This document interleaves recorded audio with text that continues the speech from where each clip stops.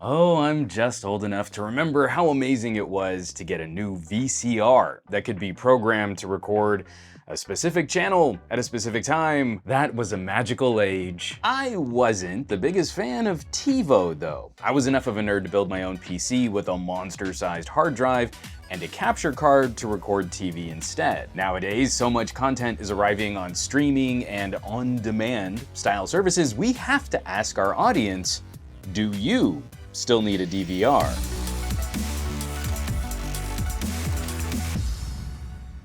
And while you're clearing out old seasons of 24 to free up some space on your Tivo, we hope you'll make some time to catch up with all the work here on Reviews.org. You don't need to record anything. Just hit those subscribe options down below. Give us a follow around the socials. We've got a really great team of people making you some really fun stuff. Okay, chatting out this idea, I was kind of shocked to see that Tivo was still a thing. Now, a DVR, for some of you younger folks out there in our audience, is basically an appliance computer. It was the size of a small receiver or a game console, and all it did was give you a channel lineup and record shows. Kind of like an iPod for recording live TV. You could get a name brand like Tivo, or you could get a box from your cable or satellite provider, and like an iPod, we would make a big deal out of, well, how many shows can it hold? It was just a really easy way for companies to kind of hide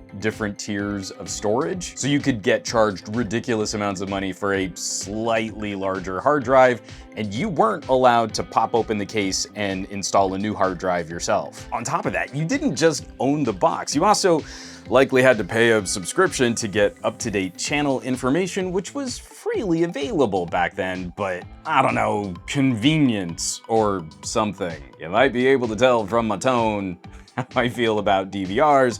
I wasn't a huge fan. I ran a custom computer back in the day, which did the same thing with no subscription costs.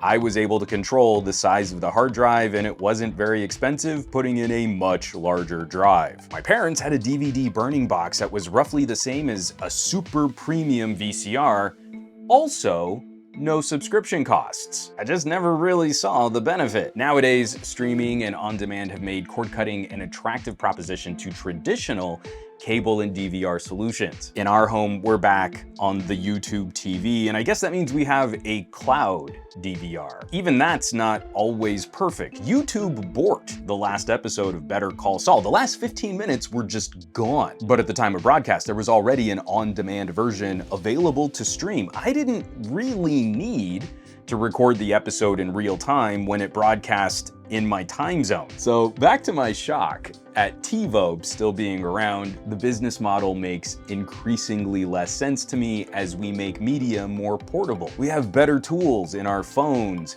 and streaming sticks and computers to time and location shift live TV. You can still buy an appliance that sits under your TV and has its own silly remote with a ton of buttons on it.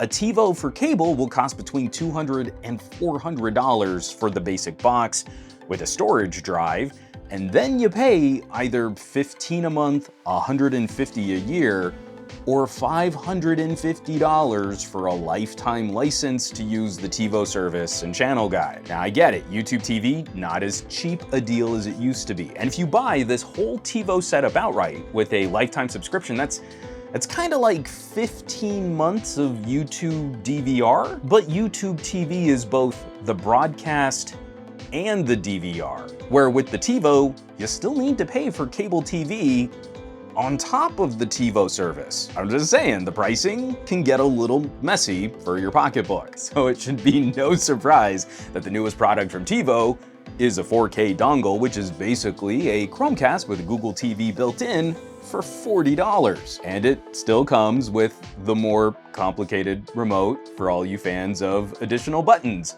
but no additional subscription costs because it's designed to work with streaming apps and YouTube TV. It's honestly not a bad price for a 4K streaming dongle. About the only nice thing I can say about a DVR, it could be useful in the rare situation where you find yourself without a home data connection, but you still have power in your home. So I guess my wife could still watch old episodes of Love It or List It while we wait for Spectrum to restore our internet connection. That's such a specific use case. I don't usually like saying no on a product category like this, but I genuinely feel the old model of the DVR has outlived its usefulness. Making your own video recording solution can be a fun, geeky project. Or web services can often replicate the experience, if not improve on the experience. So yeah, I think it's time to let the DVR go. But that's where we need to hear from you, because maybe I have this all wrong. Maybe I've overlooked something critical and this whole video is off the mark. I look forward to the spiciest of hot takes down in the comments below. As always, thanks so much for watching, for sharing these videos, and subscribing to the channel. For Reviews.org, I'm Juan Carlos Bagnell, aka Some Gadget Guy, and I will catch you all on the next video.